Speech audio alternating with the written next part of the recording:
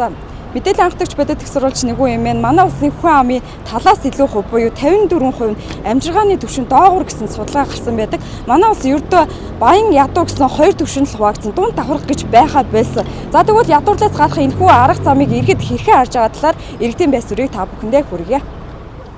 Бүгд ажил хийх гэж л харагдсан шүү дээ. Тэгээ ажил хийхгүй байгаа хүмүүс аягүй хүн мөрөдөө тоглож байна. Тэ тоглоом донтож байна, утсан донтож байна.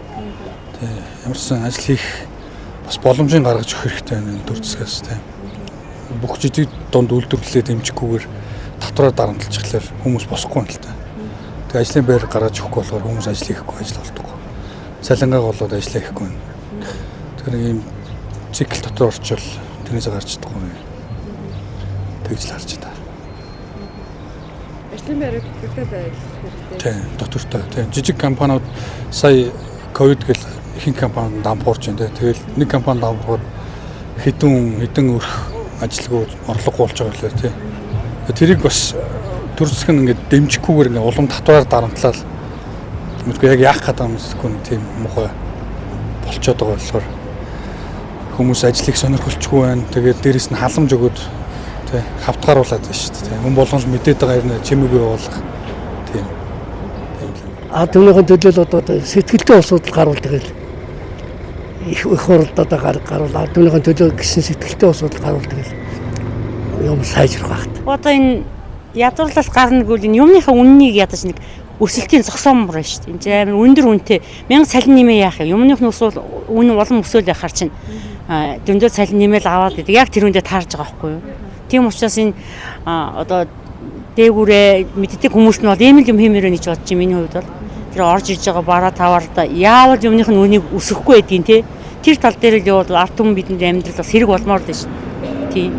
Одоо нэг авсан 500 мянган төгрөгийн тэтгэвэр авлаа гэхэд нөгөө чинь юм зөвхөн эмээ авах баг хэдэн төгрөг үнэтэй болсон байгаа үү. Тэгэл цаана хүн чинь хэрэглээ дийлдэхгүй шүү. Тэгээ тиймэрхүү л байна. Тэгээ одоо ингээд цалин нэмээш тэтгэвэр нэмээч гэдэг ингээд суугаад байдаг. Яаж хийж байгаа нь жоохон нэмчин. Нөгөөх нь ерөөсө баг сургаар нь өмнөх нь үс нь үн маргааш нь хэд болж байгаа вэ те. Одоо чинь мах нь 20 мянга, баг үхрийн мах нь 25 мянга. Ганц хил махыг 2 өдөр 2 хэдрүүл идэнэ гэж боддоо шүү те. Тэгээ чинь бусад хүмүүс нөгөө бусад хэрэглээгээ яах юм. Тэгээ залуучууд нь чавс ажил хийгээл авсан хэдэн төгрөг нь одоо амьдралд нь хүрэлцэхгүй айгу хэцүү байна өө. Ер нь тийм. Цөөхөн хэдэн хүн амтаа монголчууд бол бас үнэхээр бол хэцүү л амьдарч байна одоо. Бид нар ч одоо тэгээд ингээд яах вэ өөр амиа одоо үр хүүхэд минь яандаа л гэж бодоод байна да. Тийм. Засгийн газар л нэлээд сайн хийх хэрэгтэй байх та. Тэгээд ард түмнийхээ ахуй амьдралыг ойлгож тэрийг одоо ямар ч байсан харж ард түмнийхээ дунд байж тэгжил одоо шийдлэг гарцыг олох болов гэж бодож байна шүү дээ би өөрийнхөө хувьд. Манай засгийн газар бол үнэхээр муу ажиллаж байгаа шүү дээ. Өнөөдөр бол тэтгэврийн насны бид нар бол ер нь амьдрахад их хэцүү байгаа. Заавал одоо ажил төрөл хийхгүй л бол ер нь амьдрахад их хэцүү болсон байгаа шүү дээ. За ер нь бол коронавирусээс хойш ерөнхийдөө эдийн засгийн хямрал аюу хүнд байгаа. Ард иргэдийн амьдрал ч гэсэндээ бүх хүмүүст бол ойлгомжтой байгаа. Яг ер нь бол хамгийн түрүүнд ажлын байрал нэмэгдүүлэх хэрэгтэй. Тэгээд үйлдвэрлэлээ хөгжүүлээд ажлын байраа нэмэгдүүлээд залуучуудаа ямар ч хэлсэн ажлын байраар хангах хэрэгтэй. Гэхдээ өнөөдөр бол яг амьдрал дээр авж байгаа цалин бол амьдралд хөрөлцөхгүй байгаа шүү дээ. Тэгэхээр жоохон нэг тийм эдийн засгийн хүрээнд жоохон цар хүрээдээс тэгээд эдгээр жоохон ажиллаа хийгээд эхлэх юм бол нийгэм бол орхноос сэлгээд явна. Залуучууд бол ер нь бол хийж бүтээ ажлын хөдөлмөрлөл гэсэн сэтгэл зүйтэй байгаа шүү дээ.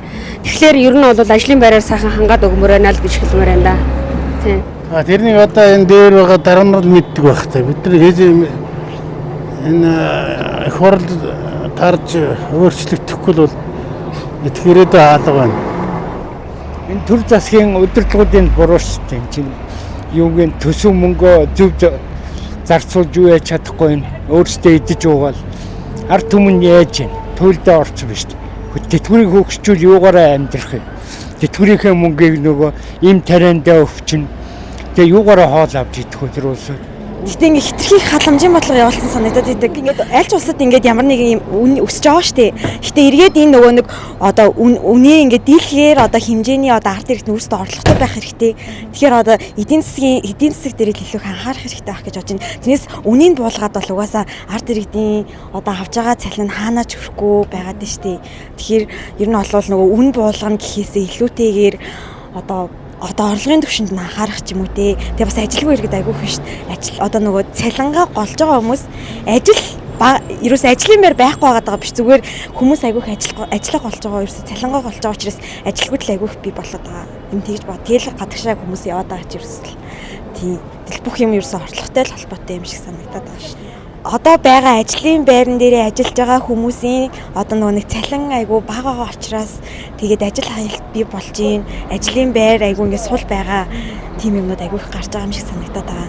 Тийм тэрнээс биш нөгөө нэг ажилгүй хүмүүс их байгаад байгаа нь ажлын байр олдохгүй даа биш. Одоо төр засгаас л ард иргэдийгээ харж үзээсэй л гэж бодож байна.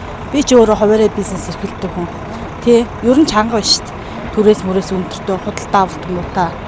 Тэ ер нь төрөөс л одоо бид нарыг харж үзмээр шүү. Ер нь айл айлны шатандаа л ялгаагүй. Тэ